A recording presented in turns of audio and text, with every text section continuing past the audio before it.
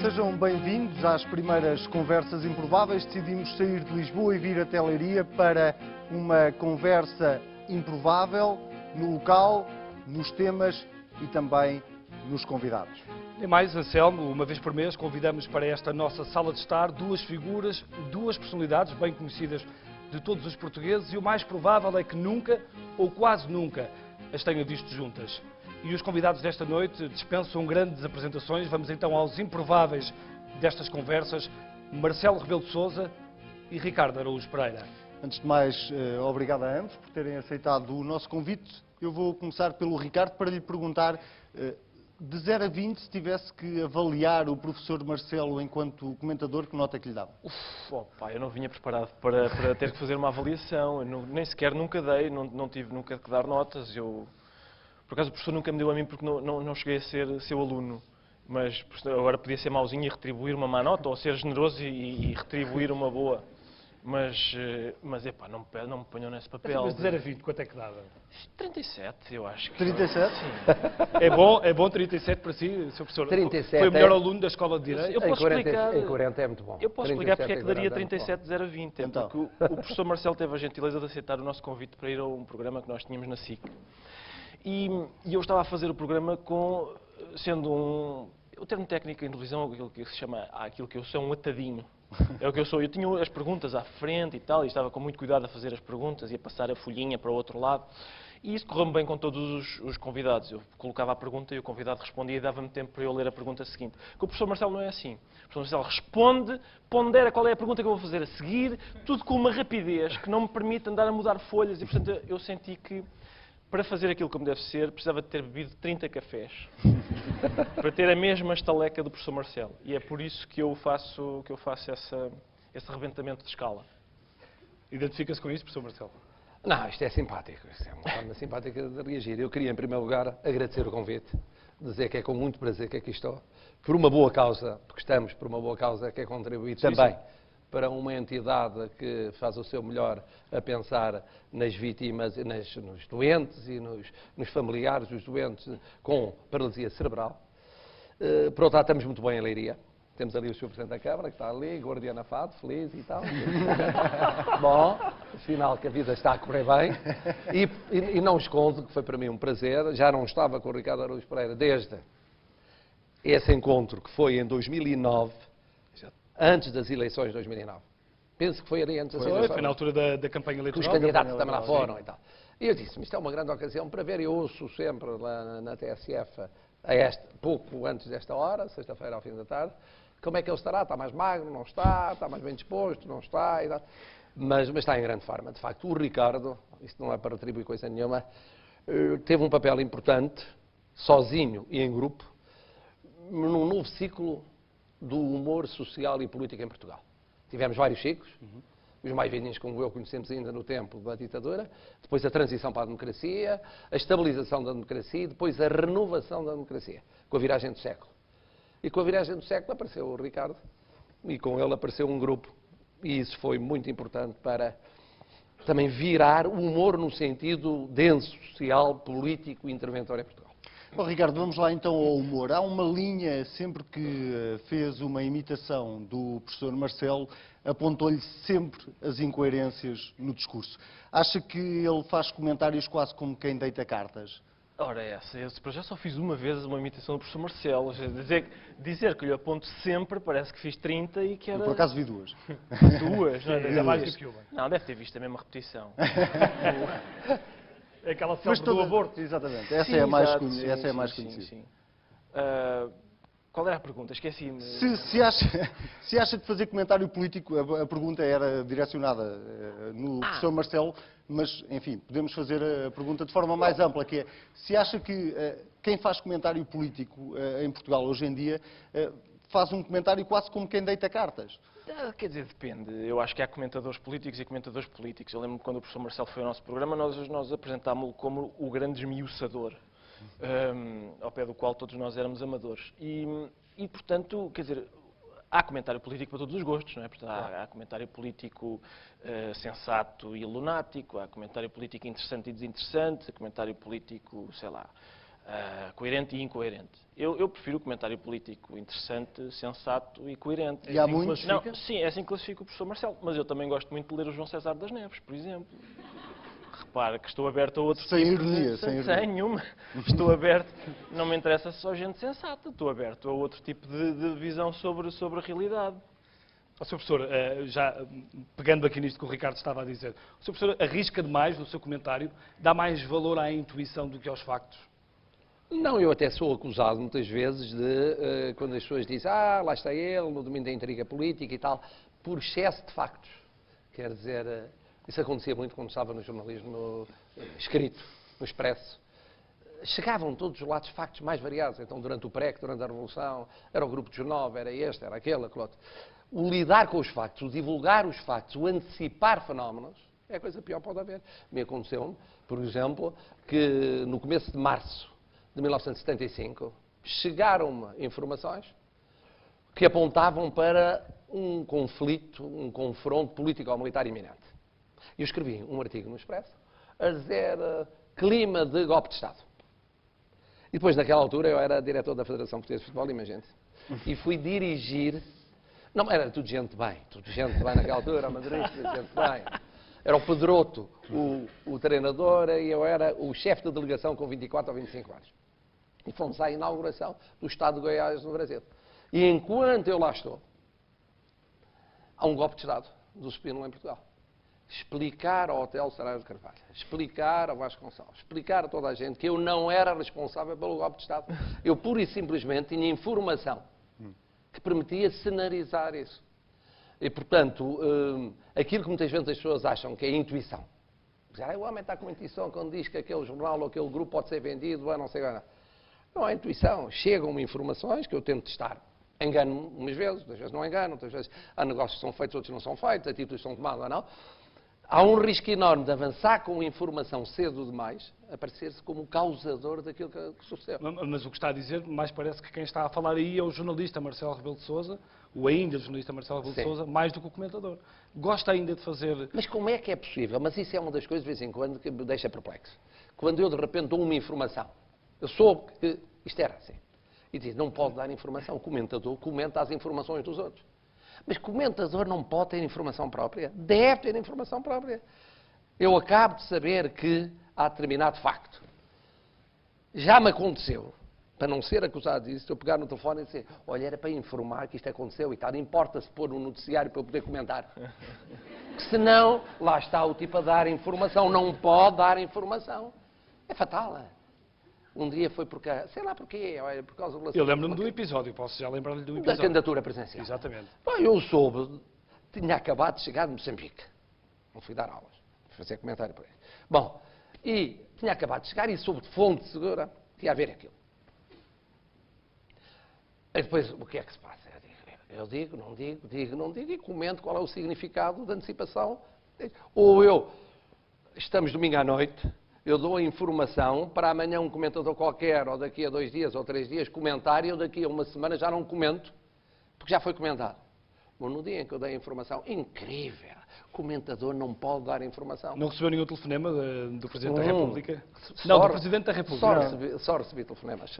Não sei se foi do Presidente da República, mas de vários sítios. Mas como é que reagiu Cavaco Silva quando anunciou Não aquilo? sei, tem de lhe perguntar quando ele vier aqui uma conversa Não lhe improvável. perguntou? É verdade, com quem será a conversa improvável de Cavaco? Mas já já- pensaram? mas já teve- Isso é que é. Ó, Ricardo, o que é que você sugeria? Para falar com o Cavaco? professor, eu acho que eu acho que basta ele vir sozinho para ser improvável, não é? Pelo menos.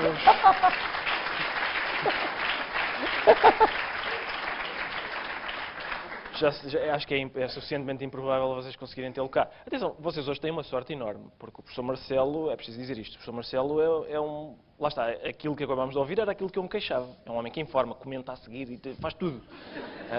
E esgota a energia enfim, de quem está com ele. Mas vocês têm a sorte de estar aí, porque o professor Marcelo é o único comentador que escolhe o entrevistador que o entrevista. Portanto, não ser o Júlio Magalhães que está aqui e serem vocês os dois é uma sorte que vocês têm. Não, isto é uma maldade, mas faz-me lembrar. Agradeço-lhe, Sr. Professor. Aquilo é uma maldade, é uma maldade. Não é nada. Mas uma maldade simpática. Uma maldade. Mas, de facto, eu agora estava a ouvir o Ricardo e estava a pensar numa coisa maligna que às vezes dizem de mim, simpaticamente. O Eduardo Lourenço, que é um grande pensador português, no outro dia estávamos a jantar e disse, sabe uma coisa, eu gosto de o ver na televisão e tal, porque é a única pessoa que está à janela e se vê passar na rua ao mesmo tempo. Eu nunca tinha pensado dessa coisa, mas não é verdade. Mas não respondeu, Não, respondeu. eu estou à janela e vejo o Ricardo a passar na rua. Não respondeu, é verdade que escolhe Os entrevistadores. o Não, interlocutor, ou não? não. Mentira. Nem influencia? Mentira, mentira. Neste sentido, se me perguntasse, eu gosto de estar com o Júlio, eu diria imenso. Imenso. Mas eu não faço ultimatos. Eu sou uma pessoa, como sabe, humilde, tranquilo, sereno, nada frenético, ao contrário do que pode parecer. Ô, E se Ricardo, fosse outro, aceitava, Sr. Professor? Hã? E se fosse outro, aceitava? Quer dizer, nós na vida, quantas vezes na vida não temos, quer dizer, o ideal, por exemplo, o ideal para mim enquanto clube de futebol é o Braga. Sim. Pois aí é mau exemplo, porque não tem nada que se pareça com o Braga. Pois. Nada, O Ricardo- nada, o Ricardo nem, tem nem o outra Porto, opinião, nem o Benfica, nem o Sporting, pois esse é o mais, mas às vezes temos de aceitar o que não é o ótimo, é o razoável. Não é? oh, Ricardo, Bom. é verdade que no período dos miúdos aos frágeis, vocês conseguiram entrevistar quase todas as personalidades políticas, exceto uma, precisamente Cavaco Silva. Chefe de Cavaco Silva, sim. Gostava de entrevistar Cavaco Silva, ou não? Naquela altura, acho que teria sido engraçado. O professor Marcelo até nos acusou de queremos tudo, termos a boca muito aberta, queríamos toda a gente lá, também era o que faltava.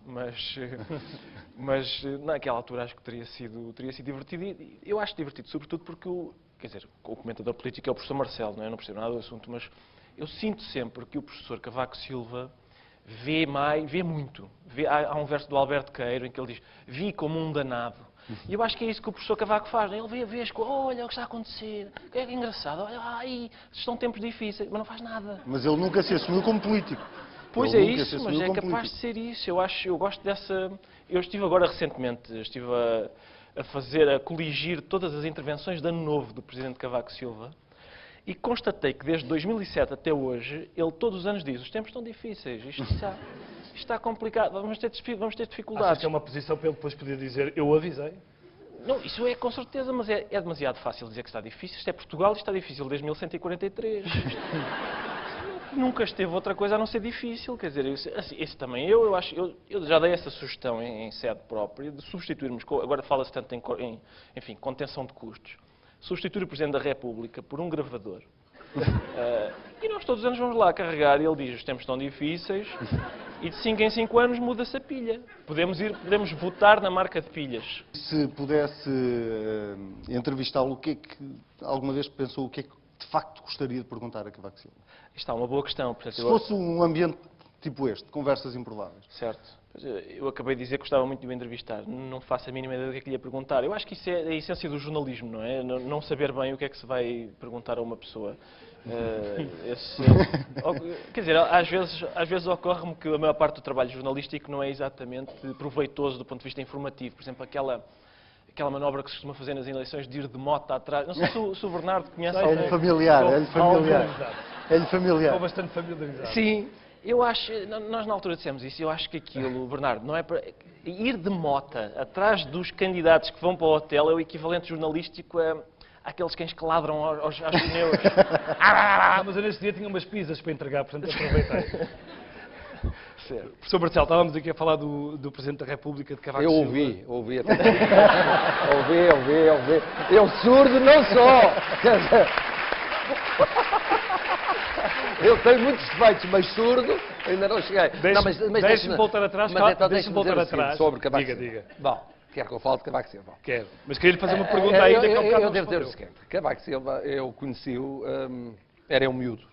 Um dia estava a fazer um estudo sobre um tema económico, no meu segundo ano de Direito, e de repente fui à Gulbenkian para ir buscar livros que não havia de outro sítio. Tinha uma boa biblioteca económica. E o então diretor do Centro de Estudos apresentou-me o jovem, que estava a acabar o doutoramento, portanto mais velho do que eu, o jovem Cavaco Silva, promissor e tal, conhecemos assim. Portanto tinha eu 18 anos ou 19 anos. E depois acompanhei muito de perto a atividade dele e nunca fui cavaquista, no sentido de ser íntimo dele.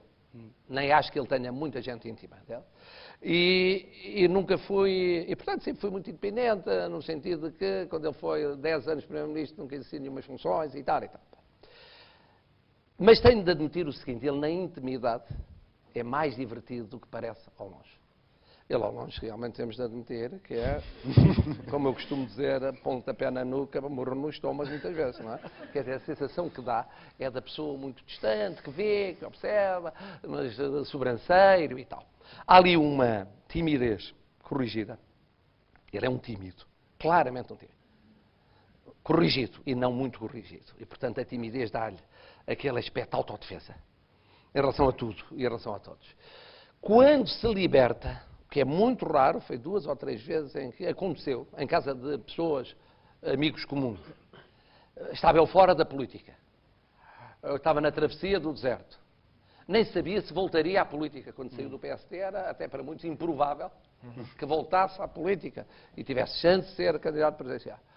E, de facto, quando se liberta, o que é raro, dá uma conversa muito divertida. Com um sentido peculiar do humor, que não é o meu, e menos ainda o do Ricardo, que eu entendi. Mas o do Ricardo é o humor sofisticado, aquele grande vinho. Bom, muito bem. O meu mais mediano. E, portanto, é diferente. Ele dava uma conversa improvável muito interessante. É marcar para o dia em que saia da Presidência da República. Com quem? Porque, com quem? Com quem para não ser depois uma coisa agressiva ou provocatória? José Sócrates? Eu aí não sei se é Sócrates tem sentido de humor para esse tipo de encontro. Ultrapassando isto, o Ricardo também fez uma imitação de José Sócrates, ficou muito conhecida, uma não, várias imitações. Acha que José Sócrates faz falta à política? Faz falta. Quer dizer, vamos lá ver, eu fiquei magoado porque os portugueses resolveram, evidentemente, punir José Sócrates nas eleições. E eu fiquei magoado com a atitude dele. Porque a atitude dele não foi de refletir o castigo que lhe tinha sido infligido. Antes, pelo contrário, eu peço desculpa por usar uma metáfora de discurso romântico, mas a sensação com que eu fiquei, quando ele perdeu as eleições, foi aquelas namoradas a quem a gente diz, pá, acabou. E elas levam... acolhem a notícia com alguma alegria suspeita. Nós dizemos, Sócrates, epá, não pode ser mais. E ele diz, certo, vou até Paris, vou a Paris fazer aquele curso de filosofia que sempre quis fazer e tal. Eu já vi isso, eu já vi namoradas que eu digo, epá, não dá. E ela, que pena, bom, até à próxima. Vou andando, eu fiquei com a sensação que não fomos nós que nos livramos do Sócrates, foi o Sócrates que se livrou de nós. Não era ele que estava a entravar o nosso desenvolvimento, éramos nós que estávamos a entravar o desenvolvimento dele. E o impedíamos de estudar e tal, e de fazer as coisas que ele queria fazer. E isso eu levo a mal, isso leva a mal. Também Não, partilha? eu não sei se concordo. E agora vou defender José Sócrates. Defenda lá. Que é o seguinte, ele no fundo quis aprofundar as razões de algum insucesso e quis estudar filosofia política. Que é que isto não me correu bem. Eu tinha todas as condições para correr bem, deve haver fenómenos no mundo da política que eu não conheço. Vou ler os gregos, os romanos e tal. Depois não teve sorte porque não entrou em filosofia política, foi para a ciência política. Não é tão profundo, mas também não é mau. E, portanto, foi estudar os mecanismos da política. Porquê é que os mecanismos levaram a isto? Porquê é que o meu partido se comportou como comportou? Porquê é que os outros partidos me trataram como trataram? Porquê é que o Presidente não correu bem? Portanto, eu tenho de fazer esta justiça. Que é, ele tirou uma lição. Tirou uma lição, não foi ficar feliz. Não, tirou uma lição e diz, não, eu vou, a sério, aprender para o futuro. Isso é grave. Mas que ele tirou, tirou. Pode ser grave, pode ser grave, pode ser grave. E acha que ele vota? E acha que ele vota ainda por sobre isso? Sabe que em política nunca ninguém está definitivamente morto. Eu já ouvi dizer, está morto, morto, depois vejo uma mãozinha a dizer adeus e tal. Ninguém está definitivamente morto. Está a falar de si também, professor Marcelo? Eu nunca fui muito vivo na política, não é? Mas tentou. Eu estive emprestado à política por mero acaso, não é? A minha vida normal é outra, não é? Quer dizer, o meu ramo de negócio é a universidade e depois, por prolongamento, o Mas comentário. equaciona aqui, poderia voltar à política ativa? Por exemplo, uma candidatura... Sabe que eu, desde que uma vez me telefonaram do público, no período da Quaresma, a perguntar se eu ia ser candidato do PSD. Havia tantos candidatos na altura, era o José Manuel Durão Barroso, o Pedro Santana Lopes, o Joaquim Freire do Amaral, o João Bosco Mota Amaral. Não, e eu estava longe de tudo, nem pensar nem que Cristo desce à Terra. Pois Cristo desceu à Terra, não estava previsto nos Evangelhos. Eu nunca mais digo nunca, nisso como no resto. Não digo. E nunca diz nunca? Continua a não dizer nunca? Nunca digo nunca, porque não sei o que é que pode acontecer. Mas é um sonho ou não? Era um sonho a Presidência da República Não. para si? Não? Não? Não. Há pessoas, eu conheço amigos meus, que realmente fixam objetivos e metas políticas. E se não chegam lá, ficam muito infelizes. Ficam tristes, ficam deprimidos, têm que fazer tratamentos, incomodam a família, incomodam os amigos, é um horror. Bom, eu não. Para responder à questão e abreviar, É feliz. eu coloco assim a questão. É feliz Eu ser coloco assim, professor sou e comentador. feliz sem isso. Na altura de vida, se for caso disso, eu pondero em termos relativos. Se me convencer que há gente muito melhor do que eu para cumprir uma missão, ótimo. Mas o professor, atenção, quer dizer, o professor fala da morte política com alguma mágoa e isso não é exatamente assim. A morte política é uma coisa... pode ser muito bonita, eu já escrevi sobre isso, aliás, porque a diferença é, as pessoas quando morrem vão para o céu, não é? Mas quando um político está em morte política, não vai para o céu, vai para CEO, que são quase as mesmas letras.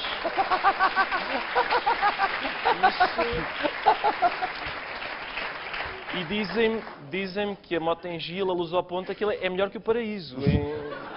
Num certo ponto Não é de o vista. caso, ou seja, não é o ainda caso não é do o caso do professor. professor Marcelo. Mas o Por isso é que eu não sou político. Calma, mas o professor pode fazer os seus comentários e os seus comentários são aquilo, eu diria que é uma espécie de Facebook ao contrário. O professor não tem Facebook porque não precisa, não é? O professor não tem Facebook, certamente. Não, tem grupo claro que de não. admiradores, mas não tem Facebook. Ora, aí está.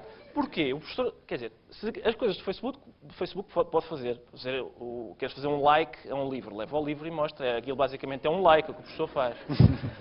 Agora, com os comentários políticos, pode fazer uma coisa que no Facebook é inacessível, que é fazer inimigos. No Facebook só dá para fazer amigos. Ora, fazer inimigos é muito mais estimulante e mais compensador do que fazer amigos. E o professor, certamente... Isso era uma coisa que eu tinha curiosidade, que eu posso fazer pouco de quem quiser, porque eu não conheço ninguém. Agora, o professor conhece toda a gente. É do partido das pessoas de quem... Eu não diria faz pouco, mas... Diria, sim, faz pouco. O professor não gosta de ter amigos, é isso. Não... É evidente, como diz o Ricardo, que um dos problemas chatos de fazer comentário político, se a pessoa disser exatamente o que pensa, é que nem todos os amigos percebem bem. Claro. E já perdeu alguns? E os verdadeiros... Não. Os verdadeiros amigos percebem que amigos, comentários à parte. Quer dizer, são muito amigos, aí é que se testa a amizade, mas o amigo mete a pata na poça. Mas deixam-lhe de falar durante uns tempos, se calhar. Não, falam mais depressa. No próprio dia à noite estão a falar. É? Não é esse. Não é não falar. No próprio dia à noite. Então, pá, então tu não podias bater no outro?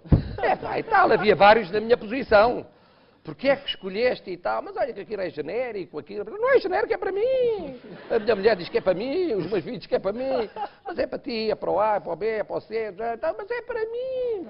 Bom, mas tu podias não ter feito isso, eu bem te disse e tal. Tu não compreendes com a família que eu tenho, com não sei quantos, isto está a dar pão a esta gente e tal. Bom, portanto, tem esse problema, de facto. Mas eu também pergunto, o Ricardo... Não, o Ricardo não criou um engulhos com o humor político, não. Não, político não. Eles gostaram. Gostaram. Eu não diria que... Não sei se gostaram, mas... Mas não disseram nada. Mas tem o juízo suficiente Também para não... nunca perguntou. Sim, também não perguntei, mas eu acho que tem juízo suficiente para não se melindrar por nada que eu diga, não é?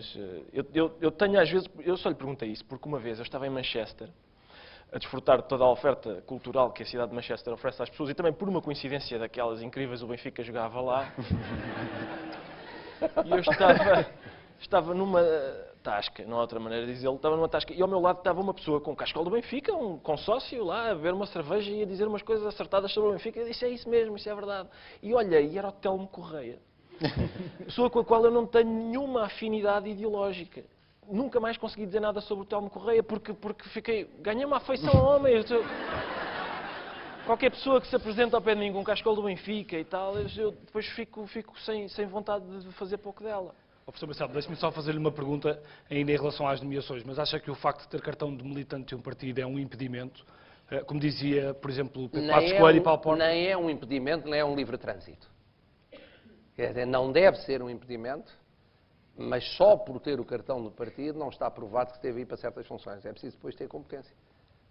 Como é que os dois viram o caso, por exemplo, de Eduardo Catroga, para irmos direto ao assunto? Como é que o vi? Ricardo. Você vê de mais alto. É mais alto que eu, Exato. mas já. Deve ter visto com outro alcance. Como é que eu vi? Na televisão, se calhar. Não, pois, eu via, vamos lá ver. Portugal vendeu à China portanto, o Estado chinês nacionalizou a EDP, não é? Foi uma espécie de privatização estranha. Foi uma nacionalização do Estado chinês. E depois nós vendemos faz-me lembrar às vezes os clubes fazem isso com os jogadores. Compram o passe de um jogador, dão dinheiro, mais alguns jogadores. E o que aconteceu foi isso. Os chineses deram dinheiro, mas a gente deu-lhes alguns players. É assim que se diz na terminologia económica. Players. E é o que acontece nesses negócios. É gente que já está reformada, são jogadores que já não jogam. E eles ficaram com o Catroga. Agora tem ali o encargo do Catroga. O que é que eu ia dizer sobre isso? Professor Marcelo Eduardo Catroga. Bom, eu que fui muito choca-lhe o crítico. ordenado de Eduardo Catroga, não é? Sobre o ordenado. Bom, isso estava uma coisa um bocadinho longa, mas que eu encurtaria assim. Há duas posições na sociedade portuguesa sobre os ordenados dos privados. Uma é ultraliberal que diz, pois são privados, devem pagar o que entender. E há a ultra-estatista que diz, não, quer dizer, deve haver um tabelamento máximo para pensões, máximo para ordenados. Eu não estou nem numa nem noutra. E não tenho nenhum cargo social. Faço questão de não aceitar nenhum cargo social, senão não podia comentar, obviamente, o poder económico, o poder político e tal, e as relações entre eles. No dia em que tivesse um lugar, perdia essa independência.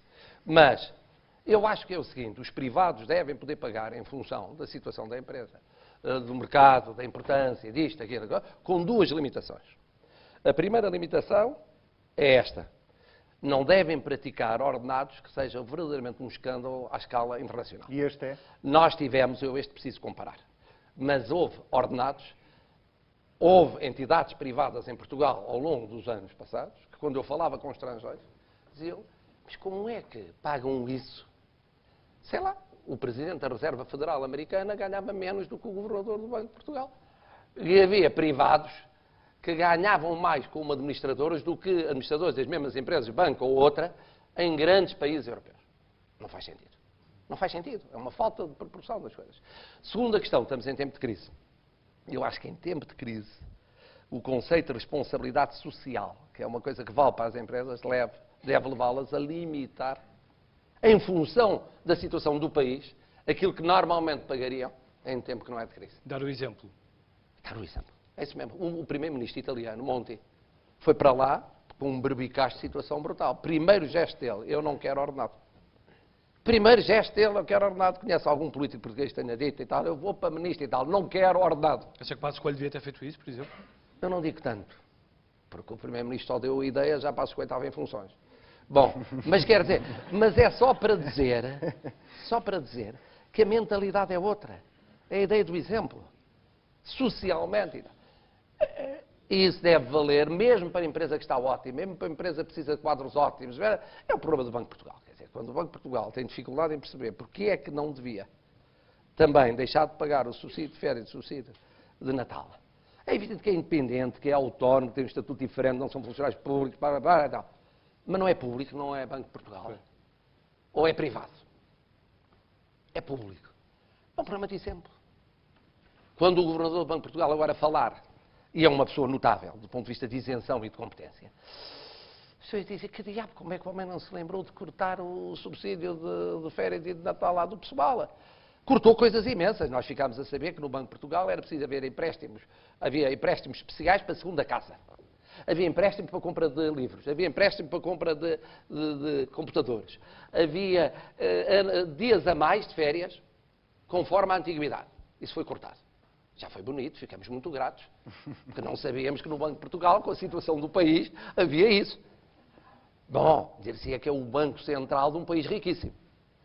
Bom, mas é o problema do exemplo, como disse. Professor Marcelo, já que estamos aí a falar de grandes números e de grandes ordenados, de que forma é que os dois têm sentido a austeridade no bolso? Por exemplo, escolhem os supermercados onde fazem as compras, já que se fala tanto em supermercados agora. Ricardo. Pai, perguntaram à pessoa errada, porque lá em casa quem faz as compras não sou eu. Aliás, eu não faço nada. Eu sou uma espécie de... Eu, na minha casa, sou uma espécie de Ministro da Cultura, vá. Mas depois do episódio, o Jerónimo Martins pediste para se mudar de supermercado ou nem por isso? Não, porque é que eu vou pedir porque, quer dizer, aquilo que o Jerónimo Martins fez, há 19 empresas do PSI 20, não é? São 20, 19 já fizeram aquilo e há uma única que não fez, que é a única que é do Estado, acho eu, que é a REN, se não me engano.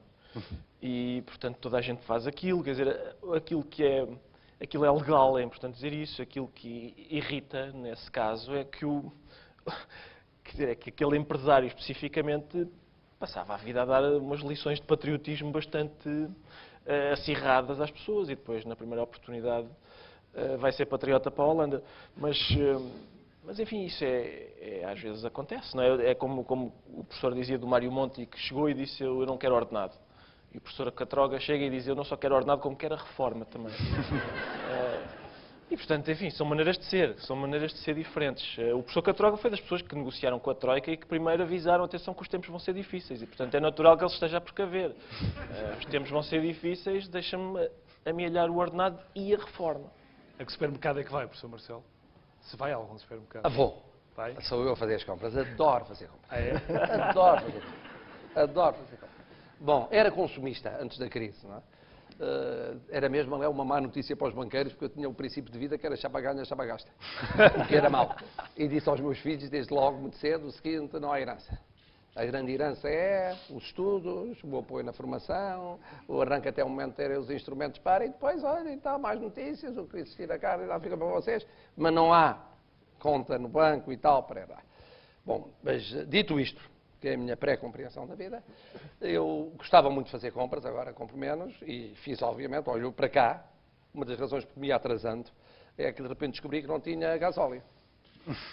E eu meto sempre num combustível branco. Mas como eu, havia milhares a pensar exatamente o mesmo. E depois é dramático, se entra numa fila, não dá como sair. Sim. A pessoa pede desculpa, não, eu vou dar a volta, malandro, que é mais óbvio, desculpe, mas quero sair. E tal. Não, já não quero. Pronto, eu vou, tive de meter o combustível para. Portanto, não é que as marcas não tenham muito valor, eu não quero aqui contradizer as marcas, e até fiquei muito sensibilizado com a ideia do Ministro da Economia. Da ideia da projeção internacional do pastel de Belém. Não, porque sabe o que é a vantagem da pessoa ver o país a partir de Vancouver, que é ao pé dos esquimós, que é assim uma coisa muito longínqua e, portanto, vê o país com outro distanciamento. E diz, temos de internacionalizar. Qual é o produto que me ocorre? O pastel de Belém. Bom, e é bonito, eu achei uma ideia muito, sensibilizou-me, mas eu adoro os pastéis de Belém. Portanto, identifiquei-me como Ministro da Estou a Economia. sentir aí uma pontinha de ironia. É impressão minha. Não. É verdade? Atenção, pastel de Belém é bom comido quente. Quer dizer, pastel de Belém em Portanto, Vancouver, até chegar a chega Vancouver, lá 15 dias depois, é bom, é muito bom. Mas não há aquela adesão estomacal que existe num pastel comida quente, não é? Eu já agora, a propósito disso, eu achei logo uma ideia quando o Ministro da Economia, o Álvaro, veio do Canadá, porque fala-se muito naquilo da necessidade absoluta da economia portuguesa precisar de exportações. E o nosso Ministro da Economia ser de importação, eu achei logo que isso podia ser negativo. E depois, mas gostei daquilo dele pedir para ser tratado só por Álvaro. Porque, a sério, eu acho que facilita e acho, até do ponto de vista... Há um poema do Álvaro de Campos que termina com o verso: e havia o mar e o luar e a solidão ao Álvaro. Diz ele. O poema não diz e havia o luar e o mar e a solidão ao Ministro da Economia, do Emprego, não, porque realmente soa pior. Oh, Ricardo, a propósito de pastéis de nata, já disse que não faz nada em casa. Quando diz nada é nem cozinhar, nem uma omelete, nem um ovo estrelado, nada? Sim, nada. Havia o Paul Newman uma vez disse uma coisa com a qual eu me identifiquei imenso. Foi perguntar-lhe como é que era lá em casa, lá está, quem é que fazia o quê, quem é que decidia o quê, e o Paul Newman disse: a minha mulher decide sobre todas as pequenas questões e eu decido sobre todas as grandes questões. E é o mesmo comigo.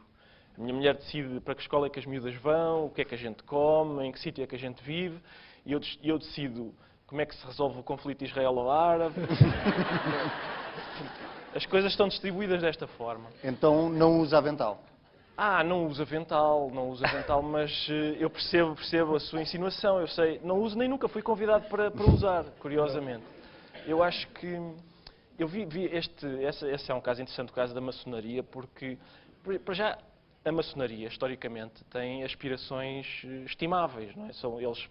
É uma organização que pugna pela fraternidade, igualdade, solidariedade, que pretende o aperfeiçoamento pessoal da pessoa. As pessoas, às vezes é da pessoa humana, mas eu, como não conheço pessoas de outro tipo, digo só das pessoas. O aperfeiçoamento pessoal, não é? E, portanto, ainda por cima é uma organização aclassista, ou seja, todas as classes sociais podem... Mas isso é estranho. A primeira coisa estranha é uma organização aclassista, que está aberta a todas as classes sociais, chama-se maçonaria, mas a gente não conhece um trolha que seja maçom. Toda a gente que a gente conhece da maçonaria ou é um grande empresário, ou é um deputado, ou é outro deputado, ou é ainda outro deputado. E portanto, essa é a primeira coisa que eu estranho ali. Depois vi no jornal vinha um ex-grão-mestre a dizer: quem aproveita a maçonaria para tratar de negócios deve ser expulso. E eu acho isso interessante, mas acho que a frase completa é: quem aproveita a maçonaria para tratar de negócios deve ser expulso. Quem não aproveita deve ser parvo, porque de facto aquilo está tudo...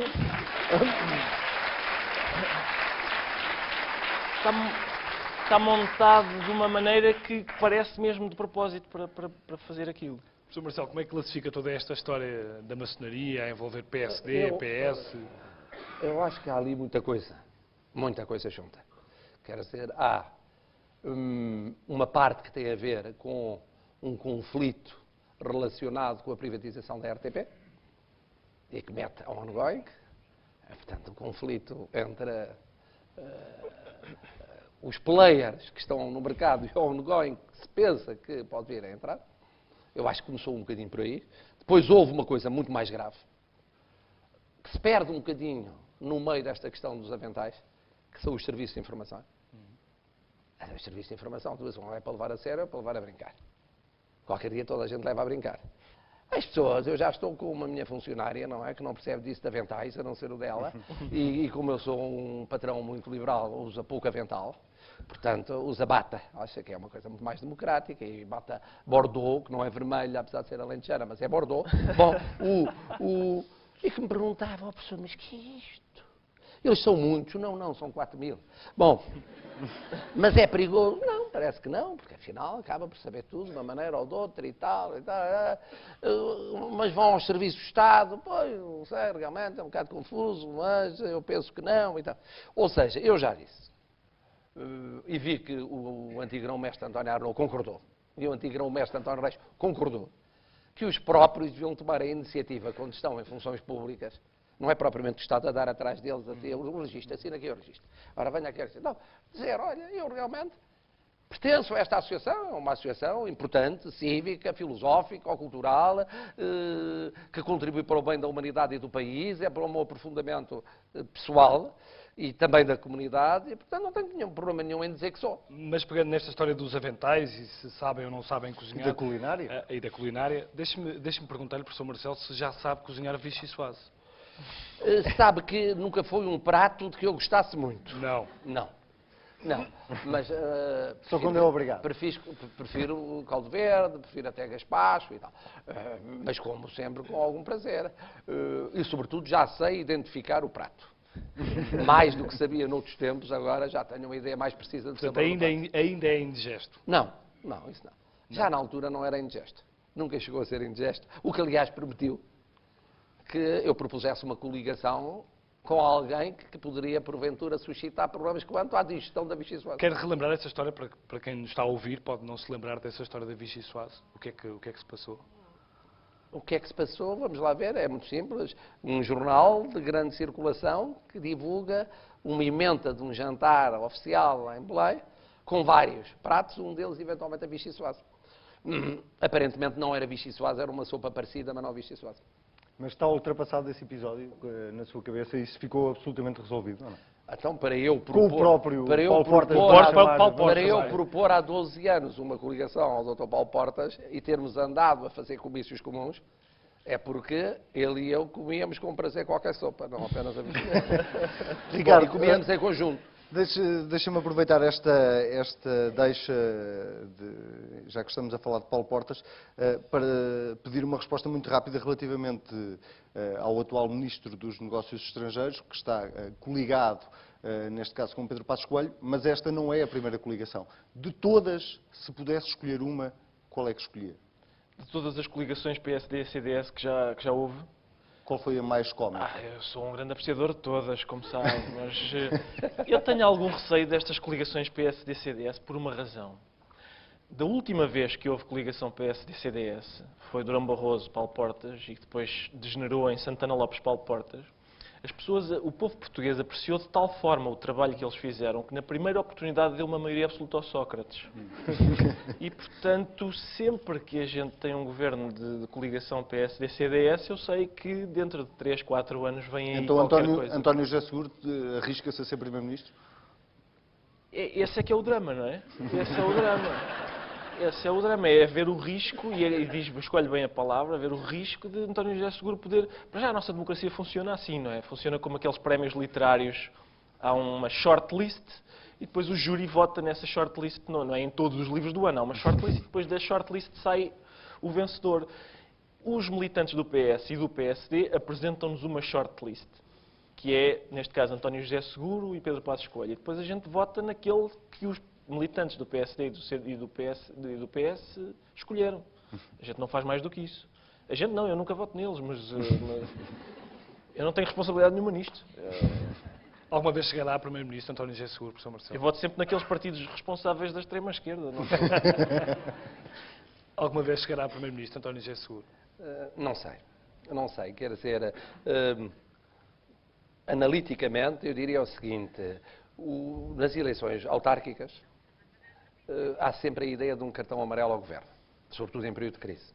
Portanto, pode acontecer que ele tenha um grande resultado autárquico, sobretudo porque há muitos autárquicos do PSD que saem. Há mais do PSD do que do PS a sair, comparativamente, porque terminam o último mandato. Depois, as europeias também são normalmente um cartão amarelo. Logo, para quem queira suceder a António José Seguro, vai ser um esforço titânico, mas é gente inteligente, conseguir convencer que quem ganha eleições deve ser corrido para se ganhar eleições.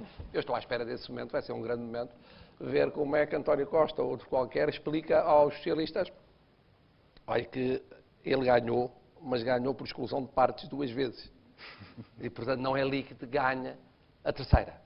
O que pode ser verdade, porque mesmo no tempo de Cavaco Silva, houve derrotas e fragorosas nas autárquicas e nas europeias e depois vitórias nas legislativas. Portanto, é tudo muito cedo. Nós, no fundo, estamos em 2012 e estamos a falar de eleições no final de 2013 e em meados de 2014. Portanto, até lá, António José Seguro calmamente vai se engrande. Mas o professor não acha que, embora António José Seguro seja aquilo em que em ciência política se chama uma mosca morta, que ele inovou politicamente, por exemplo, o conceito de abstenção violenta, não lhe agrada esse conceito? Abstenção violenta é uma espécie de... É como quando... Eu lembro de ser pequeno, e desculpe ser o exemplo ser este, mas enfim, é a minha realidade. Quando eu era pequeno e jogávamos à bola e havia sempre um miúdo que dizia não vale patardos de força. E a abstenção violenta é isso, não é? É uma espécie, bandido, que eu vou dar-te uma reprimenda tão forte. Eu nem isso. Ou nem isso. Eu nem isso. Eu acho que ele, o que não quer dizer que não possa ganhar autárquicas ou europeias. Ele tem tido muita dificuldade em lidar com a herança, com o grupo parlamentar que herdou, com o peso de José Sócrates, com o peso dos antigos líderes do PS. Acha que está lá o fantasma, José? São vários fantasmas. Em todos os partidos há vários fantasmas. Esta semana vários fantasmas comentaram o governo, só que eram todos do PSD. Mas foram vários fantasmas a comentar. Antigos líderes, barões e tal, tumba. Bom, portanto, todos os partidos abrem os armários e aparecem os fantasmas. E sempre vivos. Bom, Marcelo Rebelo de Sousa e Ricardo Araújo Pereira, o tempo está a correr muito rápido nesta conversa. Temos de passar para uma outra fase, e é a fase dos chamados mitos e rapidinhas. São... Isso não será a vida privada. Eu vinha Isso não será a reserva da vida privada. Eu vinha preparado para os mitos. São perguntas curtas, também para respostas rápidas. Sim. E a mesma pergunta para os dois. O pior e o melhor político, professor Marcelo? O melhor político E o pior? português ou internacional? Como quiser. Preferia que fosse português. Melhor internacional, a meu ver, Churchill. Melhor português, Francisco Sá Carneiro. E pior? O pior internacional, eu agora estou muito obcecado, Merkel, Sarkozy. Mas admito que seja uma obsessão conjuntural. Passageiro. E, portanto, para não estar a pensar em... o melhor também, por contraponto, Helmut Schmidt, Helmut Kohl. E o pior português? Ai, o pior português. Ai, o pior português. O pior português. Se quiser um tempo para pensar, São passamos para o muitos. Ricardo. Vá perguntando a ele. Então vamos lá, Ricardo. Ricardo. Curiosamente, eu tenho mais dificuldade no melhor português, mas o pior, eu acho que a minha escolha vai para o professor Cavaco Silva por uma razão. Porque já é abusivo estar a pô-lo na categoria do pior político, porque ele diz sempre que não é político. E é justamente por isso que eu o ponho, porque é provavelmente o político que está em atividade e no poder há mais tempo de todos, e portanto foi 10 anos, 10 não foi? Não, Alberto João Jardim está há mais tempo. Ah, sim, certo. Esta ganhei. Eu tinha de ganhar uma esta noite. Eu disse à minha filha, ele é rápido, eu tinha de ganhar uma.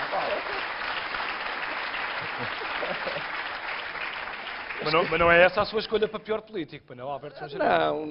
Não. Mas é um candidato forte, é um candidato forte, atenção.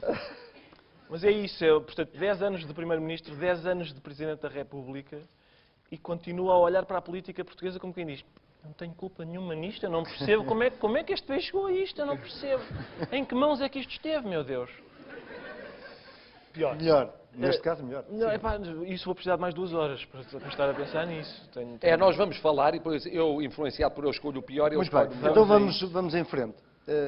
Já alguma vez fumaram um charro, Ricardo? É uma boa questão. Eu não sei se devo dizer isto em público, porque a minha mãe depois vai ver isto e é muito desagradável, mas a maior parte das pessoas acha que eu não faço outra coisa. E não é assim. O que aconteceu foi, eu espero não ter a GNR à porta no fim, o que aconteceu foi eu, já depois de velho, eu achei que talvez fosse curioso experimentar aquilo. E uma vez fizeram-me essa pergunta exatamente quando fui eu falar a uma universidade de Aveiro.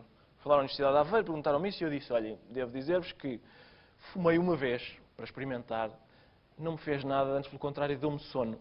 E uma voz da plateia, houve um estudante que disse: tens que insistir.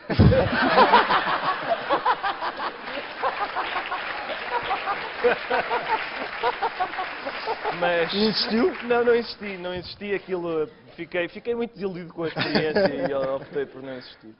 Olha, sobre isso tem também uma história. Não, nunca, mas vou contar uma história.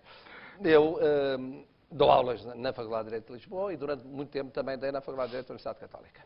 E almoçar muitas vezes ao Penta, agora Mérida, ali ao lado. Bom, e um dia lá uma funcionária do Penta, na altura em que para lá mudaram muitos executivos, empresas e tal, disse: professor, eu tenho aqui uma dúvida. Que é a seguinte: aqui vários executivos e tal dizem, o professor cheira. Eu fiz uma aposta. Professor, para ter esse PID é porque... Eu disse: olha, e você apostou de que lado? Eu disse que sim, perdeu. E era muito dinheiro. Então, olha, dou-lhe essa má notícia. Perdeu. Portanto, veja-se, há quem diga que esta é a minha energia, mas é natural. Nem como Bill Clinton, que dizia que nunca tinha fumado, mas já tinha inalado. Não. Também não. Mas Bill Clinton é assim, nunca tinha feito, mas só tinha feito. Quer dizer, ele também, com a Mónica Lewinsky, nunca chegou a fazer. Qual foi até hoje a sua maior gafe? A minha maior gafe pública? Eu tinha... É mais interessante se for pública. Pois, quer dizer, no âmbito dos programas humorísticos já várias coisas correram mal, mas a bem dizer, uma gafe num programa humorístico nunca é nada que a gente lamente muito, porque faz disso o material, não é? Mas eu fui, quando eu andava na faculdade, ganhei uma vez um prémio. Escrevi um texto para um jornal e ganhei um prémio. E o prémio era um estágio não remunerado na TVI. Isto era o primeiro prémio. Eu todos os dias rezo pelo rapaz que ganhou o segundo.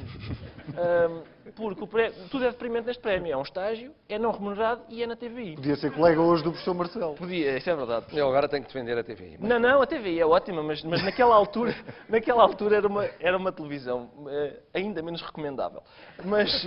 E eu fui ser estagiário, esta é a minha maior gafe, acho eu, em televisão.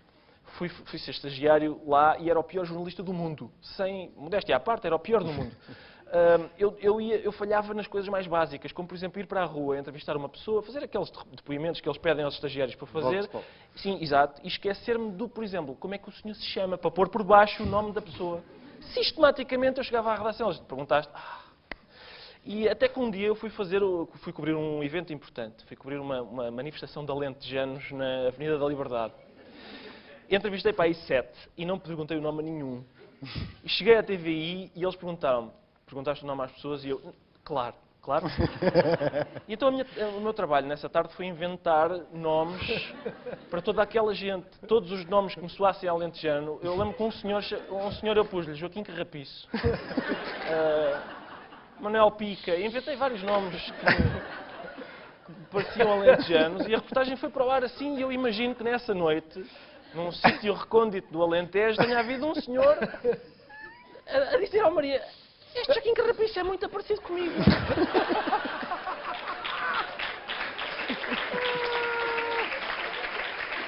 Sónia, sua. Eu tenho uma.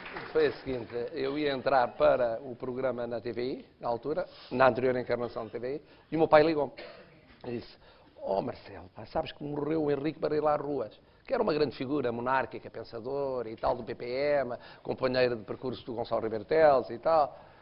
Grande amigo, tu tens que uma nota final falar no Henrique Bareilar Ruas. E eu ia entrar. Não tive tempo para testar o que tinha sucedido. Eu no fim, eu no fim digo, eu queria deixar aqui uma palavra muito sentida, muito magoada, pela morte de Henrique Bareilar Ruas, isto, aquilo. Saio do estúdio, telefone. Henrique Bareilar Ruas: professor, desculpe, não leva a mal, mas não sabe que o telefone não parou. A minha mulher já teve um ataque quase de coração, porque sabe, coitadinho, onde é que está o corpo? A que horas é? Professor, não leva a mal. Então liguei ao meu pai, coitado, e tinha sido uma amiga comum, um bocadinho desvairada, que se ele me tem dito, tinha sido essa amiga a dizer, mas não disse. E a amiga disse um minuto antes, o meu pai disse um minuto antes, e eu acreditei naquilo. Na semana seguinte, eu disse: tenho hoje uma boa e uma má notícia. Uma má notícia, enganei-me, que é um horror, porque pus como tendo falecido uma pessoa e tal, mas a boa notícia: está vivo! Henrique Bareilar Ruas está vivo! Formidável e tal. Foi a maior gafe que me recordo assim. Muito bem, então nós vamos para já despedir-nos desta primeira conversa improvável e prometer que voltamos daqui a um mês, aqui em Leiria e na SIC Notícias. Até lá.